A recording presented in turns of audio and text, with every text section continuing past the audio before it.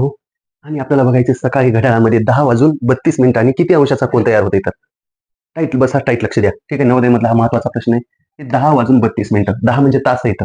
ठीक आहे. आणि 10 म्हणजे तास येतं आणि मिनिट येतं. तासाला 30 न गुणा. तासाला 30 न गुणा. 10ला 30 न गुणा. किती उत्तर येतंय?